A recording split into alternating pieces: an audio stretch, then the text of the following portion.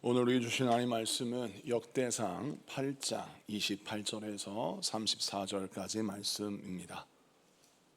구약 성경 역대상 8장 28절에서 34절까지 말씀, 우리 다 같이 교독하겠습니다. 제가 먼저 봉독합니다. 그들은 다 가문의 우두머리이며 그들의 족보의 우두머리로서 예루살렘에 거주하였더라. 기브온의 조상 여이엘은 기브온에 거주하였으니 그 아내의 이름은 마아가며 장자는 압돈이요 다음은 술과 기스와 바알과 나답과 그들과 아이오와 세겔이며 미글롯은 신와를 낳았으며 그들은 친족들과 더불어 마주하고 예루살렘에 거주하였더라. 넬은 기스를 낳고 기스는 사울을 낳고 사울은 요나단과 말기수아와 아비나답과 에스바를 낳았으며 다 같이 요나단의 요나단의 아들은 무리바알이라. 무리바알은 미가를 낳았고. 아멘. 할렐루야. 오늘은 역대상 8장 28절에서 34절까지 말씀을 통해서 장벽을 넘어뜨리면 인생의 다리가 된다 라는 제목으로 말씀을 증거할 때 많은 은혜 받는 시간 되기를 바랍니다. 역대기 8장 내용을 보면 베냐민 지파의 족보가 나오고 있습니다. 역대기상 1장부터 7장까지 내용을 살펴보면 이스라엘 12개 지파, 야곱의 12 아들들에서부터 바벨론 포로기까지 이스라엘의 지파별로 족보가 쭉 기록되어 있어요. 그런데 오늘 본문에 역대상 8장에 보면 베냐민 지파만 좀 더 길게 많은 분량을 할애해서 베냐민 지파의 많은 인물들을 소개하고 있습니다. 역대기 7장만 봐도 6개 지파가 한꺼번에 나오는데 그 한꺼번에 나오는 지파들의 면모를 보면 그들도 다 훌륭한 지파들이에요. 그런데 간단히 기록하고 있습니다. 그런데 왜 베냐민 지파만 따로 역대기 8장에 길게 분량이 많이 이렇게 허락되어서 소개하고 있을까요? 그만큼 이 베냐민 지파는 중요한 지파이기 때문에 그렇습니다. 하나님이 베냐민 지파의 족보를 통해서 우리에게 말씀하시는 메시지가 있기 때문이죠.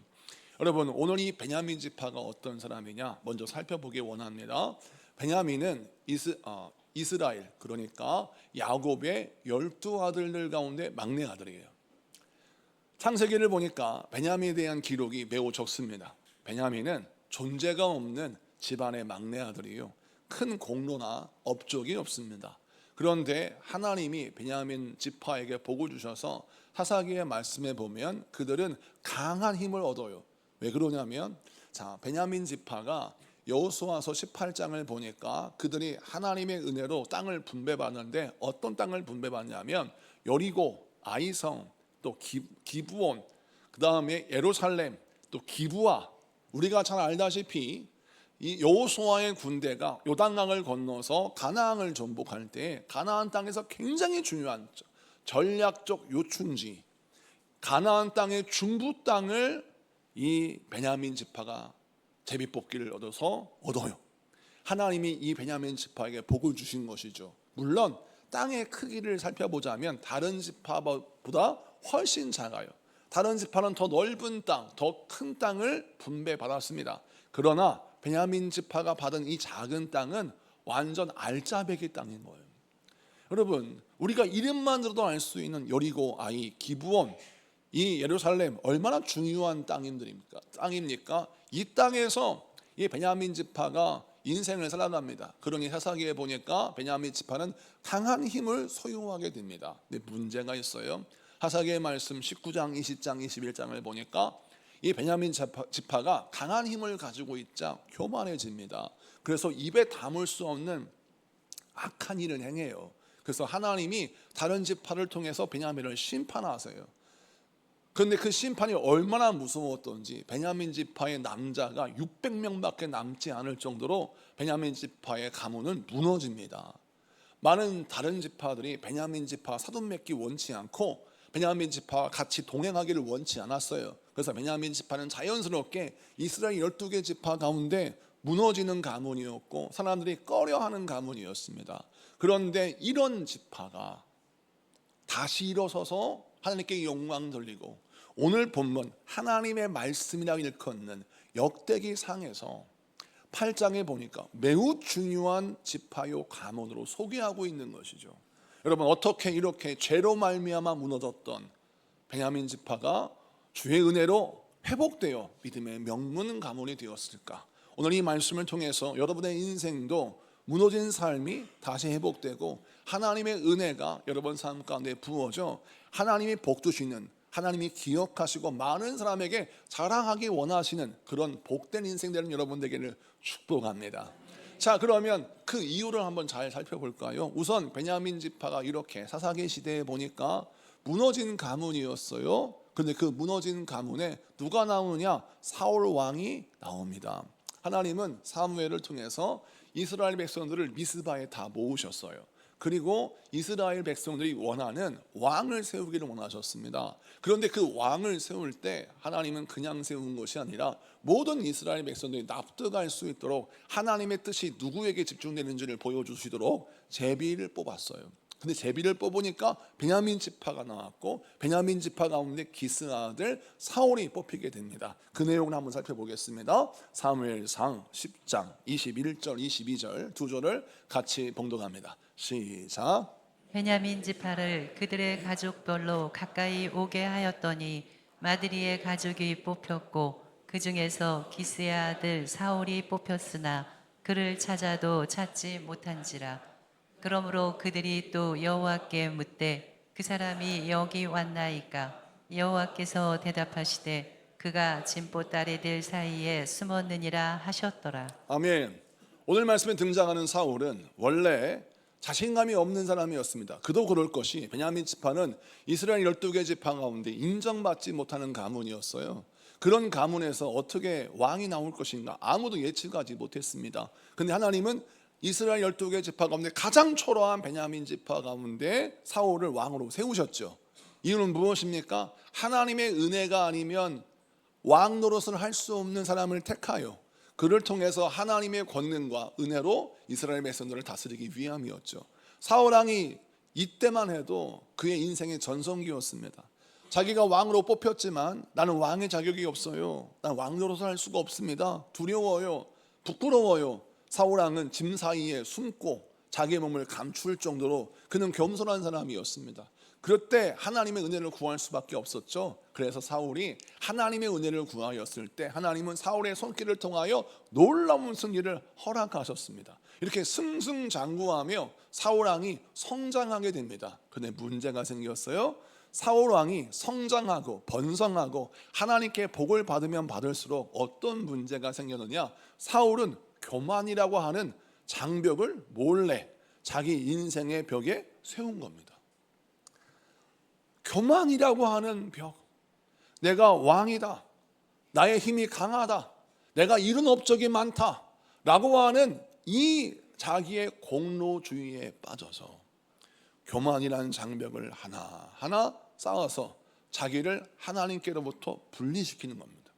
하나님의 은혜로 말미암아 사는 인생으로 비춰지면 뭔가 2% 부족한 사람처럼 보이는 거예요.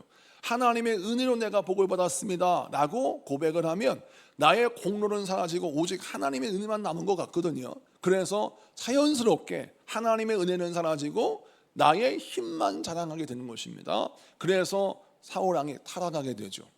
그래서 결국 그가 하나님의 말씀을 무시하고 아말렉을 진멸하라라고 말씀하셨는데 하나님의 말씀 대신 자기의 생각과 계산법대로 아말렉을 살려주고 왕을 살려주고 그들의 소유를 자기의 것으로 가지면서 자기의 탐욕과 욕심을 채우는 것이죠. 뿐만 아니라 나중에는 더 교만해지죠. 그래서 사무엘을 통하여 제사를 드려야 함에도 불구하고 왕이 하나님의 법을 무시하고 자기가 제사장이 되어서 제사를 집리합니다. 물론 이유는 있어요. 그 이유가 무엇입니까? 지금 내가 전쟁을 치러와야 되는데 사무엘이 늦게 왔다라는 거예요. 자, 이 이유 때문에 하나님의 말씀을 저버리는 겁니다. 여러분, 우리가 하나님을 싫어하진 않아요. 그런데 항상 보면 우리가 당면한 상황과 처지에 따라서 하나님을 무시하거나 하나님의 말씀을 패스하는 경우가 있어요. 사울 왕이 그랬다는 거예요. 근데 그 내면에 그 중심에 왜 그런 행동을 하는가? 그 뿌리를 살펴보니까 교만이라는 것입니다. 교만의 성벽이 높게 쌓여진 겁니다. 또 사울은 다윗을 보면서 질투하기 시작했습니다. 하나님이 사울 왕을 버리고 다윗을 차기 왕으로 점 찍으신 것 같으니까 마음속에 질투가 생긴 거예요. 그래서 사울 왕은 다윗을 죽이려고 했습니다. 이유는 질투가 그 마음속에 가득 찼기 때문이죠. 사울 왕을 둘러싼 장벽이 세워졌는데 그것이 무엇이냐? 질투와 교만이라는 장벽이 사울과 하나님과의 관계를 막아버렸어요. 그런데 그 이후 누가 여러분 태어납니까? 사울 왕의 아들인 요나단이 태어나는데 요나단은 사울 왕의 아들로서 절하나죠. 그런데 이 요나단이 누구의 친구가 됩니까? 다윗의 친구가 됩니다. 요나단은 사실 아버지의 뒤를 이어서 왕이 될 수 있는 사람입니다. 그런데 하나님이 자기가 아닌 다윗을 왕으로 택하셨다, 왕으로 세우셨다라고 하는 하나님의 약속을 신뢰했어요. 그래서 자기의 욕심을 내려놓고 자기의 질투를 내려놨어요. 아버지가 견고히 쌓아놓은 교만과 질투의 장벽을 요나단은 밀어뜨려서 넘어뜨리기를 원했어요. 그리고 무엇을 이루기를 원했습니까? 하나님의 약속을 이루기를 원했어요. 그래서 요나단이 다윗에게 뭐라 하냐면 이렇게 말합니다. 사무엘상 20장 14절에서 17절 말씀을 보십시다. 다 같이 읽습니다. 시작. 너는 내가 사는 날 동안에 여호와의 인자하심을 내게 베풀어서 나를 죽지 않게 할 뿐 아니라 여호와께서 너 다윗의 대적들을 지면에서 다 끊어버리신 때에도 너는 내 인자함을 내 집에서 영원히 끊어버리지 말라 하고, 이에 요나단이 다윗의 집과 언약하기를 여호와께서는 다윗의 대적들을 치실지어다 하니라. 다윗에 대한 요나단의 사랑이 그를 다시 맹세하게 하였으니 이는 자기 생명을 사랑함 같이 그를 사랑함이었더라. 아멘. 자, 오늘 말씀 보니까 요나단이 다윗과 맹세를 합니다. 어떤 약속을 해요. 근데 그 내용이 뭐냐면 우선 제가 간략하게 요약을 해드릴게요. 요나단이 다윗에게 부탁합니다. 다윗아, 네가 하나님께 복을 받아서 왕이 되면 나를 죽이지 말아다오 라고 말합니다. 두 번째, 우리 가문을 멸하지 말아다오. 내 자식을 너에게 부탁한다. 이런 부탁을 합니다. 그리고 축복하기를 너의 대적을 하나님이 물리치시기를 원하신다 라고 고백해요. 그리고 그를 놓아줍니다. 근데 이 상황이 어떤 상황이냐면 여러분, 사무엘상 20장은 사울 왕이 다윗을 이제 역적으로 몰아서 지명수배를 걸어 그를 죽이려고 하는 상황입니다. 그러니까 역사의 흐름을 보면 다윗이 가장 힘이 없고 초라할 때입니다. 요나단은 사울 왕의 아들로 나라의 세자, 나라의 왕자예요. 얼마든지 명령하여서 자기 친구 다윗을 죽이고 자기의 왕위를 견고히 할 수 있는 힘을 요나단이 갖고 있어요. 사무엘상 20장의 상황을 보니까 요나단은 왕자의 힘을 가지고 있고 다윗은 아무런 힘을 갖고 있지 못한 역적입니다. 그러니 이 상황 속에서 누가 누구에게 나를 죽이지 말아달라고 부탁을 해야 합니까? 다윗이 부탁을 해야 되는 거예요. 요나단에게, 요나단, 우린 친구 아니냐? 네가 왕의 아들이고 왕자며 세자인데 내가 지금 역적으로 몰려서 억울하게 죽게 생겼다. 그러니까 네가 왕자로서 그 힘을 가지고 나를 좀 살려다오. 그리고 나를 죽이지 말아주고 내 아들도 죽이지 말아다오 라고 부탁을 누가 해야 돼? 다윗이 해야 돼요. 그런데 거꾸로, 아니 모든 힘을 다 가지고 있는 사람이 자기를 죽일 수 있는 힘도 없고 자기 가문을 무너뜨릴 수 있는 능력도 없는 아주 인생 초라하게 짝이 없는 다윗에게 이런 맹세를 하는 거예요. 그럼 이게 이해가 갑니까? 이해할 수가 없죠.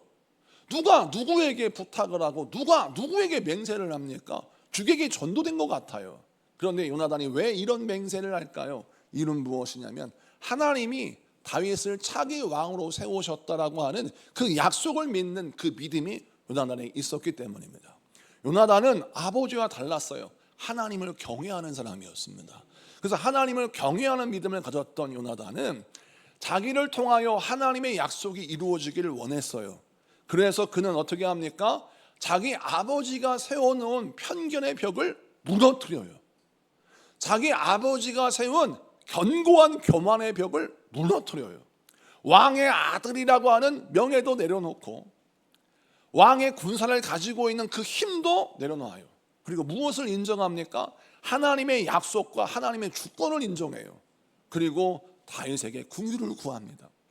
지금 현실은 다윗은 초라하게 짝이 없는 도망자예요. 그런데 다윗 뒤에 누구를 봅니까? 그를 도우시는 하나님의 권세를 보는 것입니다. 여러분, 복된 사람은 무엇을 보는 자가 되느냐? 현실의 권세를 보는 게 아니라 그 현실 넘어 그와 함께 하시는 하나님의 권세를 보는 자가요. 이런 사람들은 하나님의 복을 얻습니다. 우리가 신앙생활하면서 어떤 눈을 키워야 되냐면 현실 세계 넘어 우리를 도우시고 우리와 함께 하시는 하나님의 권세를 봐야 될 줄로 믿습니다. 요나단이 자기의 교만의 벽을 무너뜨리고 아버지의 질투의 벽을 무너뜨리고 하나님을 바라보자 어떤 일이 벌어집니까? 하나님의 권세와 하나님의 긍휼과 하나님의 은혜가 요나단 가문에 부어지는 것이죠. 그래서 오늘 성경 말씀 보니까 요나단을 중심으로 그의 가문이 계속 이어지는 것을 보게 됩니다. 물론 요나단은 전쟁터에서 전사하였습니다. 그런데 하나님은 다윗을 통해서 요나단의 자손들을 살려주었고 하나님은 요나단의 가문을 믿음의 가문으로 세워주셔서 요나단의 아들 무비보셋이 왕가에 받아들이는 자가 되었고 아버지의 재산을 받는 자가 되었으며 뿐만 아니라 그 무비보셋의 아들 미가가 자기 집안 요나단의 집안을 다시 일으키고 중흥시키는 놀라운 리더가 됩니다. 그리고 오늘 읽은 본문 역대상 8장에 보니까 바벨론의 포로로 잡혀갔을 때 예루살렘을 재건하는 귀한 일꾼이 되는 것이죠. 이 내용을 좀 다시 보면 여러분 보세요. 예루살렘에 포로로 잡혀간 많은 이스라엘 포로가 있습니다. 이스라엘 포로들은 저마다 가나안 땅에 분배받은 땅이 있어요. 근데 그 땅이 이미 나라가 망했기 때문에 내 땅 아니고 타인의 땅이 되었습니다. 하나님의 약속은 이제 잊혀진 약속이 되었어요. 70년의 세월이 흘렀습니다. 내 신세가 포로 신세예요. 그런데 하나님의 약속이 이루어지겠느냐? 아무도 기대할 수 없습니다. 자, 그런데 하나님이 70년의 포로 생활이 끝나고 이스라엘 백성들을 바벨론에서 해방시킵니다. 페르시아 왕 고레스가 바벨론의 포로로 잡혀갔던 너희들 이제 고향 땅으로 돌아가라 라고 해서 고향 땅 예루살렘으로 돌아갈 수 있는 기회를 주었어요. 그래서 1차, 2차 포로 귀환이 있었습니다. 1차 포로 귀환이 있어서 그들이 뭘 했느냐면 성전을 지어요.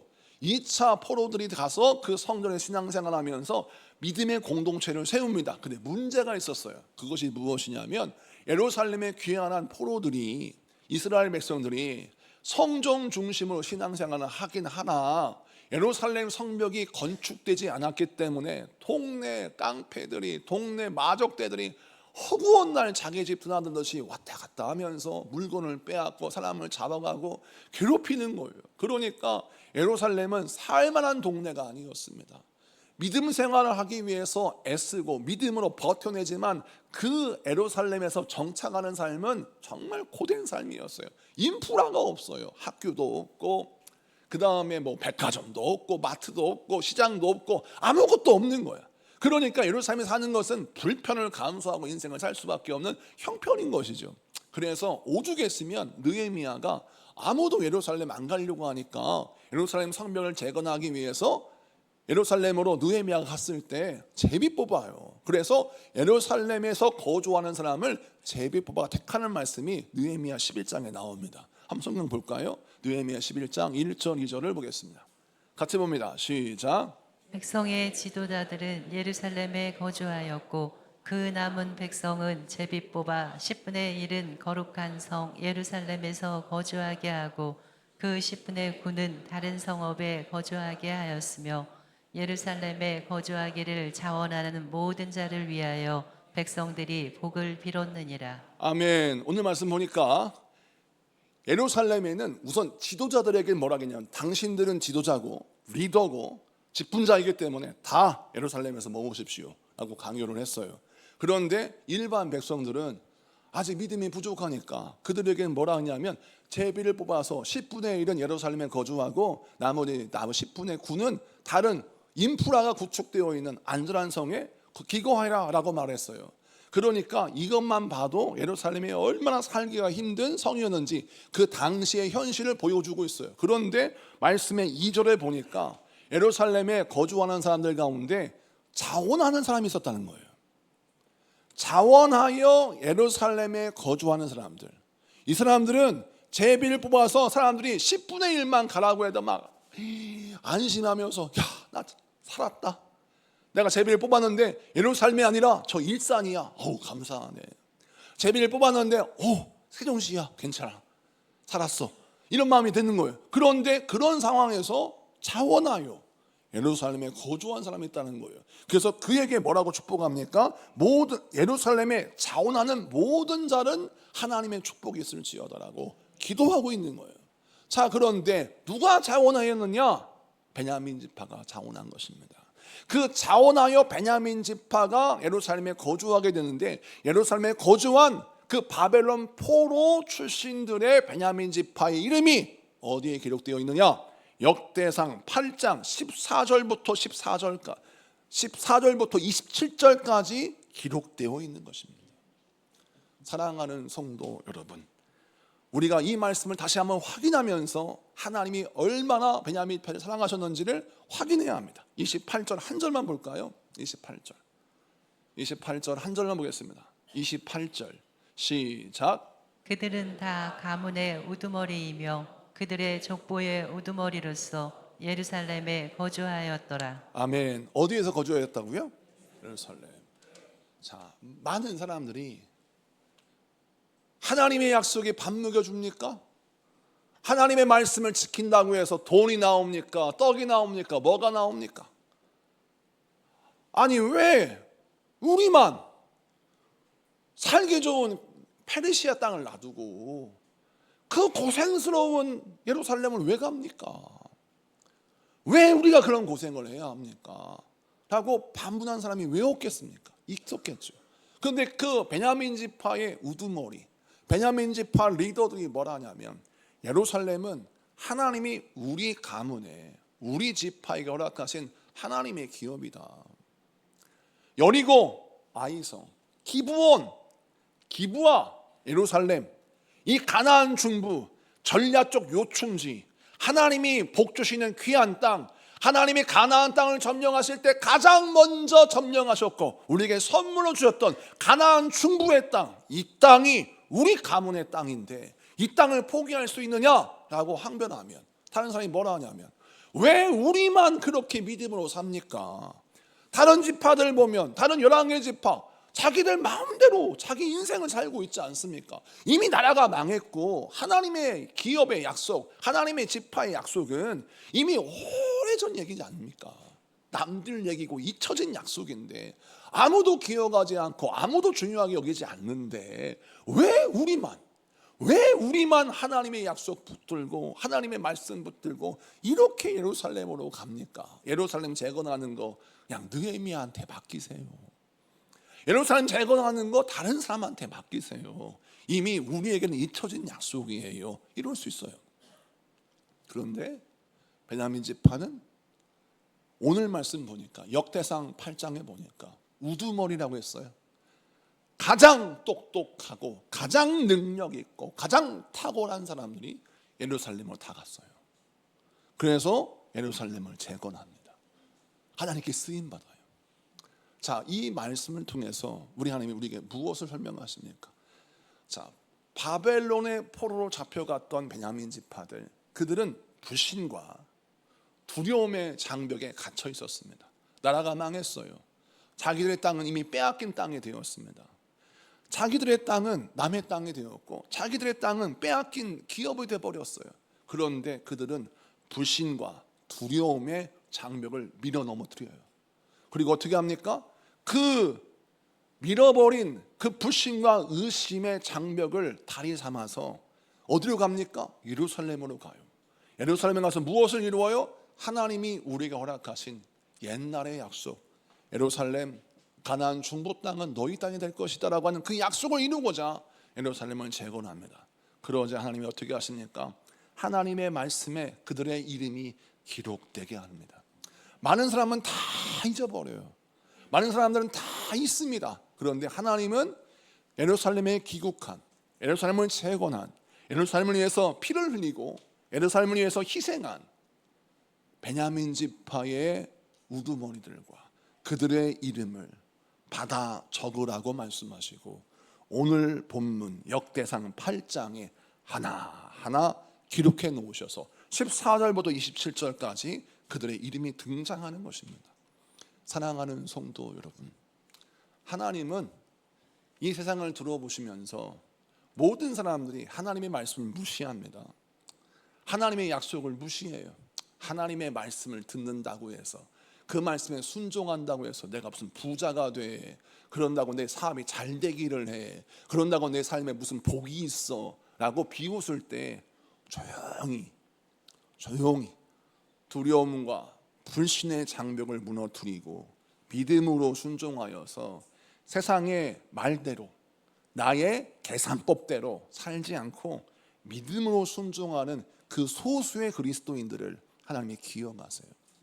그래서 그 그리스도인들의 이름을 기록해 놓으십니다.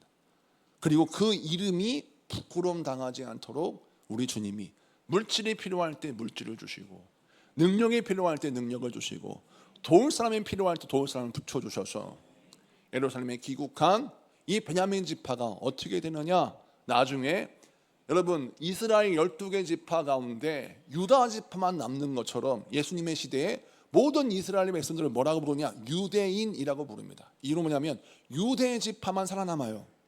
그런데 그 유대 지파만 살아남는 그 유다 지파의 베냐민 지파가 하나가 되어서, 베냐민 지파는 엄연히 다른 지파입니다. 유다 지파는 다윗의 후손이요, 하나님의 약속의 백성이고 메시아가 유다 지파에서 나타납니다. 그런데 그 유다 지파의 엄연히 다른 베냐민 지파가 하나가 돼요. 그런데 아이러니하게도 베냐민 지파는 누구의 후손이에요? 사울 왕의 후손이에요. 원래 베냐민 지파와 유다 지파는 철천지 원수가 되어야 합니다. 왜요? 사울 왕이 왕이었어요. 사울 왕 뒤에 유다 지파가 왕위를 받았으니까 왕조가 바뀐 거죠. 왕족이 바뀐 겁니다. 그런데 베냐민 지파가 다 유다 지파와 하나가 됐다는 거, 하나님의 복입니다. 하나님께서 베냐민 지파를 사랑하셨습니다. 너희는 사울 왕의 후손이요, 죄인들의 후손이지만 너희가 불신의 벽, 편견의 벽, 또 너희가 두려움의 벽을 무너뜨리고 예루살렘을 재건하는데 헌신하였으니까 내가 너희들을 잊혀지지 않는 민족, 기억되는 백성 삼아주겠다. 그래서 그들을 유다 지파와 하나 되게 하신 것입니다. 그래서 하나님께서 왕권을 가진 유다 지파의 모든 권리와 왕권을 가진 유다 지파의 모든 복을 베냐민도 차별 없이 누릴 수 있는 은혜를 주셨죠. 요한복음 15장에 보니까 예수님께서 말씀하시기를, 자신을 포도나무로 비유하시면서 내 안에 있는 모든 자들은 나는 포도나무여 너희는 가지니 네가 내 안에 있고 내가 너 안에 있으면 너는 과실을 많이 맺는다 라고 말씀하고 주셨습니다. 여러분, 우리는 주님과 하나 될 수 없는 죄인이었습니다. 우리는 주님과 하나 될 수 없는 부끄러운 사람이었어요. 근데 우리 주님이 우리와 하나 되어 주시니 우리 주님의 백성들이 누릴 수 있는 모든 복된 열매를 내가 자동적으로 믿을 수 있었던 것이죠. 이것이 누구의 은혜입니까? 예수 그리스도의 십자가의 은혜죠. 여러분, 이것처럼 베냐민은 절대 왕족이 될 수 없는 패족이었고, 절대로 왕의 권리를 누릴 수 없는 무너진 가문이었으며, 절대로 기억될 수 없는 잊혀진 가문이었는데, 그들이 하나님의 약속 붙들고 하나님의 말씀 붙들고 주님 향해 나아가며 사명을 감당하고 모두가 다 하나님의 말씀 무시할 때 오직 베냐민 지파만 우리는 잊혀진 약속을 반드시 이룰 것이다. 돈의 노예가 되지 않고 세상의 노예가 되지 않고 우리는 하나님의 말씀 지키고 그 말씀 붙들어서 반드시 예루살렘을 재건하고 이 땅을 베냐민 지파의 땅으로 선포할 것이다 라고 했을 때 하나님이 감동하시고 그들의 이름 석자를 기록하셔서 이 역대상 8장에 기록해 놓으시고, 시간이 흘러 왕의 권리를 가진 유다 지파와 하나가 되게 하셔서 왕의 모든 특권과 메시아가 이 땅에 태어나신 영광을 베냐민 지파도 누리게 하셨다라는 것이죠. 이 말씀을 통하여 저와 여러분이 어떻게 신앙생활을 해야 됩니까? 지금도 두려움의 장벽이 여러분을 가로막습니다. 지금도 의심의 장벽이 여러분의 앞을 가로막아요. 너의 실력으로 어떻게 세상을 이길 수 있으니? 너의 처지, 너의 상황을 통해서 어떻게 세상을 이길 수가 있니? 라고 우리에게 손가락질을 합니다. 우리가 믿음으로 좀 살려고 하면 사람들이 말하기를 너 믿음을 살면 거지돼. 너 믿음을 살면 너 실패해. 너 그렇게 살아서 성공할 수 있겠니? 라고 세상이 우리를 유혹합니다. 우리를 조롱합니다. 막상 세상의 계산법으로 내 인생을 살펴보니까 나는 성공할 수가 없을 것 같은 거예요. 그런데 그때 세상의 이 모든 두려움과 의심의 장벽을 무너뜨려 버리고 나 하나님 백성이고 하나님 말씀대로 살 거야. 내 주변의 모든 사람들이 하나님의 말씀 비웃고 자기 생각, 자기 철학, 자기 사상을 따라 인생을 사는데 나 그렇게 안 살래. 나 이제부터 하나님 말씀대로 살래. 사람이 말립니다. 너 그러면 거지 된다니까. 너 그러면 바보 된다니까. 너 왜 바보 같은 인생 살아? 아니야. 나 하나님 말씀대로 살 거야. 라고 하나님의 말씀을 선택하고 믿음의 길을 걷잖아요. 하나님이 그의 인생을 놀랍게 복을 주셔서 왕의 열매와 왕의 권리를 맺는 인생으로 여러분을 축복하실 줄로 믿습니다.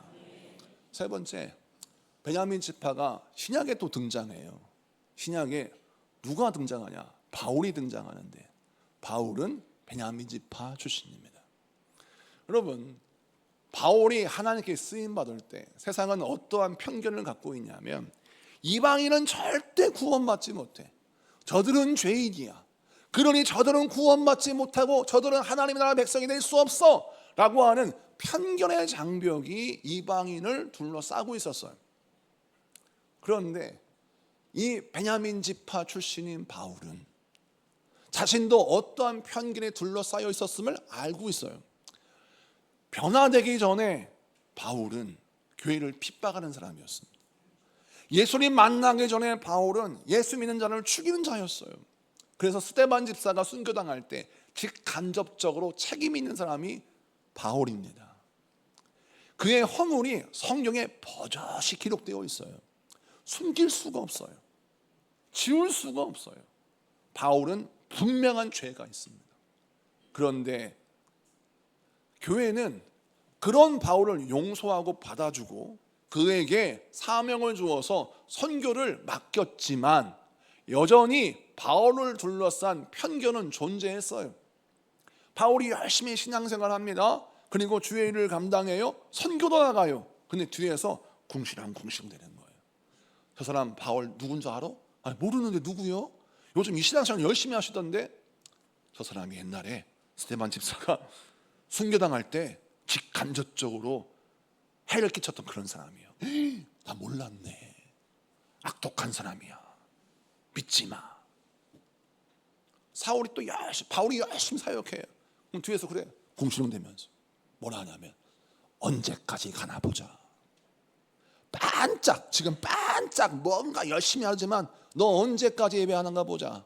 처음에 막 펄펄 뛰면서 막 내가 예수님 위해서 헌신하겠다 했지만 너 얼마나 가나 보자 라고 비아냥거리는 사람이 집에 옆에 있었을까요? 없었을까요? 있었죠.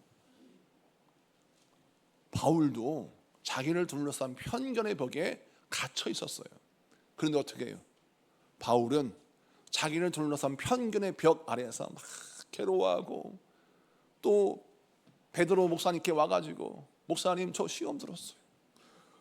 저 은혜 받고 열심히 해보려고 했는데 이 초대교회에 와봤더니 세상에 나를 다 이렇게 잘하나 보자 라고 쳐다보고 텃세가 얼마나 많은지. 우리 교회는 텃세가 없습니다. 그런데 텃세가 얼마나 많은지.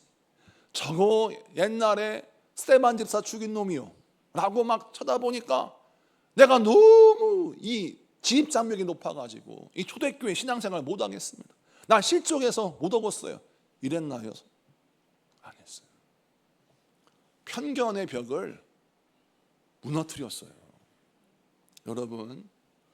여러분이 만나는 세상은 언제나 여러분을 거절하는 편견의 벽이 있습니다. 교회라고 안 그럴 것 같아요? 가정이라고 안 그럴 것 같아요? 있어요. 직장이라 안 그럴 것 같아요? 직장에 가면 여러분, 편견의 벽은 더 견고합니다. 학벌을 봐요. 아니, 이런 학벌을 가지고 우리 직장에서 어떻게 일하려고 그래? 라고 벌써 딱 벽을 쳐요. 여러분, 결혼도 마찬가지겠죠. 아니, 니까짓 게 어디 내 자녀에게 덤벼들어? 이럴 수도 있고, 또 사업도 마찬가지입니다. 우리는 수리된 기업과 거래를 하지 당신같이 신생기업과는 거래할 수 없어? 라는 편견이 있고, 세상은 수많은 편견이 있어요. 교회도 마찬가지예요. 교회에 딱 왔더니 아무리 우리가 할렐루야 우리 교회는 좋은 교회입니다 라고 해도 딱 왔더니 우리 성도들이 그렇진 않은데, 우리 충청도 분들은 어떤 게 있냐면 너무 점잖아요. 낯가림이 있어. 그래가지고 인사를 제대로 안 해. 그러면 나를 거절한 줄 알아. 나도 모르게, 상대방은 그렇지 않은데 나도 모르게 편견의 벽을 싹 세워. 그런데 이 벽은요, 하나님이 무너뜨려 주시지 않아요. 누가 무너뜨려야 되냐면 내가 무너뜨려야 돼. 그게 우리의 몫이에요. 예수님이 죽은 나사로를 살리시는 기적을 보세요. 죽은 나사로를 되살리는 기적을 보면 예수님이 얼마든지 무덤을 가로막고 있는 돌을 옮겨 놓으라라고 명령하시면 돌이 혼자 굴러갈 수 있어요. 그런데 예수님이 희한하게 마르다와 마리아에게 너 그 성벽을 막고 있는 돌을 옮겨 놓으라고 말씀하십니다. 나사로가 되살아나서 예수님께서 나사로야 나오라 라고 말씀하실 때 나사로가 그 동굴에서 걸어 나올 수 있는 통로를 가로막고 있는 그 돌을 마르다와 마리아에게 옮겨 놓으라고 말씀하셔요. 왜 그러실까요? 이유는 자기 죽은 오라비가 되살아나서 무덤에서 나오는 길을 막고 있는 돌은 누구 몫이에요? 그 죽은 오라비를 두고 있는 동생들의 몫이라는 거예요. 죽은 우리 오빠는 절대 살 수 없어 라는 편견의 돌을 치워라. 누가 치워야 돼요? 당사자들이 치워야 돼요. 마르다와 마리아가 치워야 되는 거예요. 예수님은 대신 치워주지 않았어요. 여러분도 마찬가지예요. 직장에서, 사회에서, 교회에서, 어떤 장소에서 만나는 편견의 벽이 있어요. 그거 누가 무너뜨려야 되냐면 내가 무너뜨려야 돼요. 내가 무너뜨려야 승리합니다. 제가 처음에 개척원에서 교회를 시작했을 때 목회자 회의를 갔어요. 그랬더니 누가 뭐라고 할 거 없이 큰 교회 목사님들은 따로 여기서 밥을 먹어요. 그리고 개척교회 목사님은 이쪽 한쪽에 밥을 먹더라고. 근데 그렇게 정한 게 아니에요. 그런데 개척교회 목사 입장에서는 어떤 생각이 드냐면 나는 그럼 여기서 먹어야 되나? 라는 생각이 드는 거예요. 이런 편견이 있어. 나는 교회가 작으니까, 나는 이제 교회를 시작한 사람이니까, 난 남들보다 잘나지 못한 사람이니까, 그러니까 나는 저렇게 밑에 가서 저렇게 외진 데 가서 밥을 먹어야 되나? 라는 생각을 하게 되죠. 그런데 알고 봤더니 여러분, 그 모임에서는 누구도 그렇게라고 강요하는 사람이 없었어요. 그런데 자연스럽게 뭐가 나를 이끄냐면 나는 초라한 사람이야, 나는 작은 사람이야, 나는 없는 사람이야 라는 생각이 드는 순간 어떤 곳을 찾느냐? 내 마음에 안전하고 편한 곳을 찾아요. 어디냐? 구석지고 후미진 곳, 다른 사람의 시선이 외면되는 곳, 또 교회가 성장하고 부흥되는 사람들의 간증과 이야기가 안 들리는 곳, 이곳을 가고 싶은 거예요. 저는 처음부터 그렇게 하지 않았어요. 목회를 제일 잘하는 목사님 앞에 앉았어요. 그리고 이야기를 들었어요. 질문을 했습니다. 목사님, 이런 상황에서 어떻게 목회를 해야 합니까? 선배님, 이런 상황에서 어떻게 해야 됩니까? 라고 질문을 했어요. 그리고 죄송한 얘기지만 목회가 안 된다, 전도가 어렵다, 하나님의 역사는 일어나지 않는다라고 말하는 부정적인 사람하고는 밥도 먹지 않았습니다. 절대 10분 이상 얘기하지 않았어요. 교만해서 그럴까요? 아니에요. 나를 살리기 위함이었어요. 우리 교회를 살리기 위함이었어요. 왜 그럴까요? 여러분, 나를 둘러싼 장벽은 내가 무너뜨려야 돼요. 그 장벽이 나를 둘러싸고 있어요. 그 장벽이 끊임없이 나를 초라하게, 나를 왜소하게, 나를 능력 없는 자로 나를 가둬버려요. 그때 우리가 어떻게 되냐면 하나님, 이것을 내가 무너뜨리겠습니다 라고 기도하고 무너뜨리잖아요. 놀라운 건요, 그 편견을 무너뜨리니까 세상이요 나를 돕기를 원해요. 선배님들은 나를 돕기를 원했어요. 제가 질문하니까 뭐라 하냐면 이 목사가 이렇게 겸손하게 듣기를 원하니까 내가 목회에서 중요한 팁을 알려줄게, 내가 목회에서 중요한 어떤 방법을 알려줄게 라고 많은 분들이 저에게 좋은 조언을 해주셨어요. 사랑하는 성도 여러분, 세상이 여러분을 무시하고 여러분을 조롱하고 여러분을 거절한 것 같지만 그렇지 않아요. 세상에 가보십시오. 그렇게 나를 무시하고 조롱하고 나를 싫어하고 거절한 사람들이 많이 있는 것 같은데 아니에요. 나를 돕기를 원하고 나를 도와주기를 원하고 나와 함께하기 원하는 사람이 너무나 많이 있는 것을 발견해야 될 줄로 믿습니다. 그러므로 여러분, 바울처럼 나를 둘러싼 편견의 벽을 내가 무너뜨려야 돼요. 이런 경험이 있는 사람이 이방인들을 보았어요. 이방인들도 자기와 똑같이 편견에 둘러싸여 있습니다. 저 이방인들은 우상 숭배하던 자들이고 구원받지 못하는 자들이야. 근데 저들은 절대 하나님 백성이 될 수 없어. 저들에게 선교하면 안 돼. 저들에게 전도하면 안 돼. 라고 세상 사람이 말하는데 그때 바울이 무엇을 기억해요? 예수님의 말씀을 기억해요. 예수님이 제자들에게 뭐라고 하셨습니까? 너희가 성령이 임하시면 권능을 받고 예루살렘과 온 유대와 사마리와 땅끝까지 이르러 내 증인이 되라 라고 말씀하셨어요. 그런데 예수님의 제자들이 이 말씀을 붙들고 순종하기를 꺼려해요. 왜냐하면 예루살렘과 온 유대는 좋아요. 근데 사마리와 땅끝은 하기가 쉽지 않아. 왜? 사람들의 편견이 베드로 사도 유대까지만 전도해요. 예루살렘에서만 해. 왜 사마리아까지 갑니까? 왜 땅끝까지 갑니까? 그들은요, 우리하고 틀려요. 그들은 거절해야 합니다. 그들은 절대 하나님 백성 될 수 없어요 라고 편견을 가진 사람이 너무나 많고 그들이 그 주류인 거예요. 그러니까 베드로도 약속을 받고 말씀을 받았지만 이방인들을 꺼려한 거예요. 그러니까 하나님의 베드로가 가지고 있는 편견의 장벽을 무너뜨리려고 뭘 보여주세요? 환상을 보여주시는 거잖아요.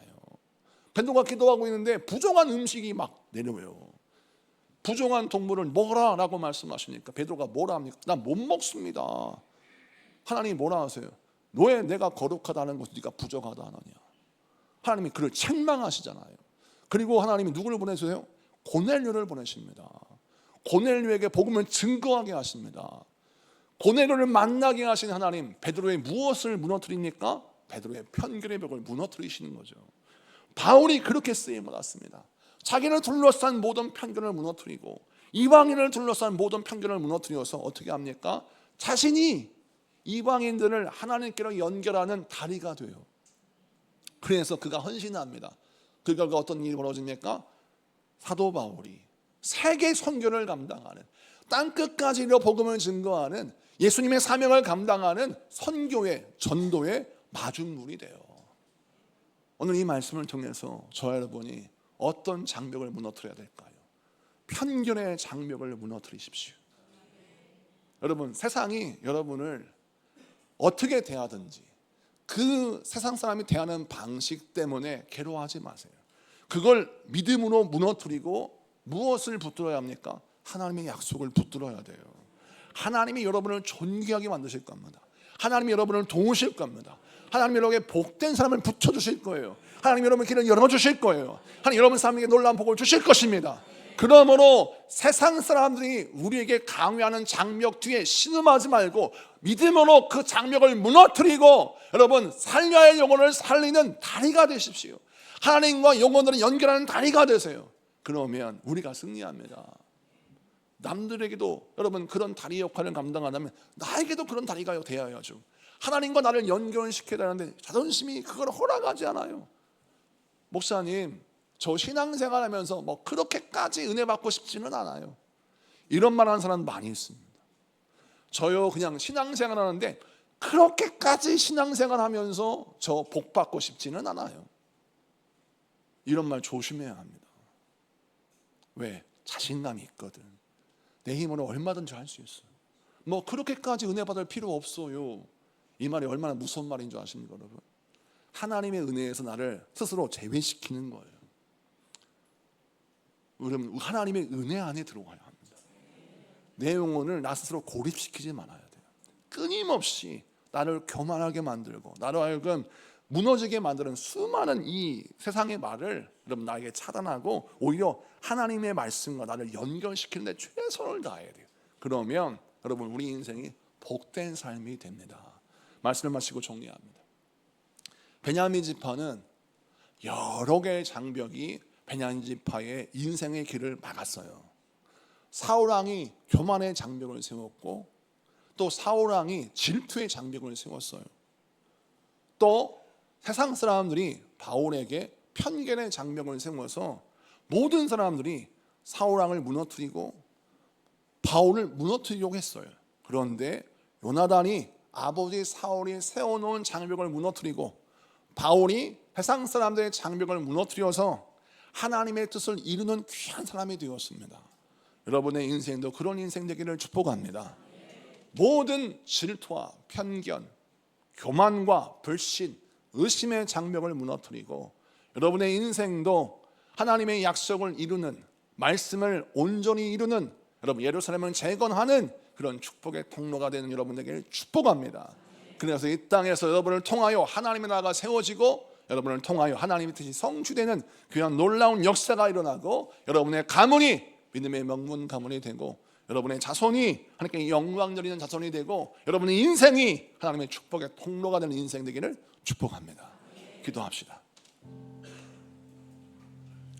자, 여러분을 위해서 기도하겠습니다.